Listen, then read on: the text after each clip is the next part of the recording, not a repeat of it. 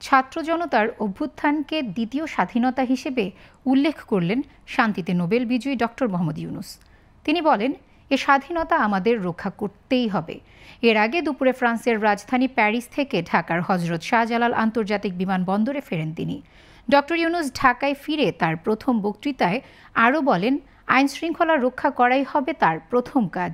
কারো ওপর কোনো হামলা যাতে না হয় সে আহ্বানও জানান তিনি। আরও জানাচ্ছেন শাহরিয়ার বাঁধন। ঢাকা ফিরেছেন অন্তর্বর্তীকালীন সরকারের প্রধান হিসেবে দায়িত্ব পেতে যাওয়া শান্তিতে নোবেল বিজয়ী ডক্টর মোহাম্মদ ইউনূস। এমন খবরে জাতীয় পতাকা হাতে শাহজালাল আন্তর্জাতিক বিমানবন্দরে ভিড় জমায় হাজারো উৎফুল্ল জনতা। বৃহস্পতিবার বেলা ঠিক 2:10 ফ্রান্সের রাজধানী প্যারিস থেকে বিমানবন্দরে ফেরেন ডক্টর ইউনূস। এ সময় তাকে স্বাগত জানান সেনাবাহিনীর প্রধান জেনারেল ওয়াকারুজ্জামান, অন্য দুই বাহিনীর প্রধান, বৈষম্য বিরোধী ছাত্র আন্দোলনের সমন্বয়ক ও সুশীল সমাজের প্রতিনিধিরা। এরপর তিনি বিমানবন্দরে অপেক্ষমান গণমাধ্যমের প্রতিনিধিদের সঙ্গে কথা বলেন।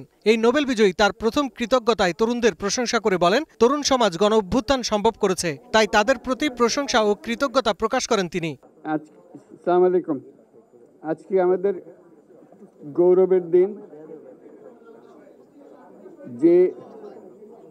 যে বিপ্লবের মাধ্যমে বাংলাদেশ আজকে নতুন বিজয় দিবস সৃষ্টি করলো, সেটাকে সামনে রেখে এবং আরো মজবুত করে আমাদেরকে সামনে এগিয়ে যেতে হবে। যারা এটা সম্ভব করেছে, যে তরুণ সমাজ, তাদের প্রতি আমি আবার সমস্ত প্রশংসা এবং কৃতজ্ঞতা জানাচ্ছি তাদেরকে, তারা আমার পাশে আছে। ডক্টর ইউনূস বলেন, আইন শৃঙ্খলা রক্ষা করাই তার প্রথম কাজ। এই সময় কারোর উপর হামলা না করা এবং তার উপর আস্থা রাখার আহ্বান জানান তিনি। এই স্বাধীনতাটা আমাদেরকে রক্ষা করতেই হবে, শুধু রক্ষা করা নয়, এই স্বাধীনতার সুফল প্রতিটি মানুষের ঘরে পৌঁছাতে হবে, তা না হলে এই স্বাধীনতার কোনো দাম নেই। আমার প্রথম কথা হলো, আপনারা বিশৃঙ্খলা থেকে দেশকে রক্ষা করেন, আপনারা সহিংসতা থেকে দেশকে রক্ষা করেন।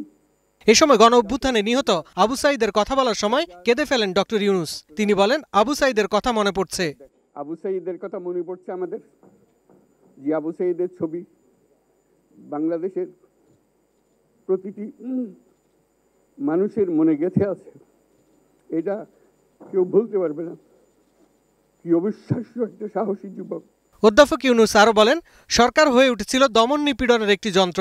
এটা হতে পারে না। সরকারকে দেখে মানুষ উৎফুল্ল হবে।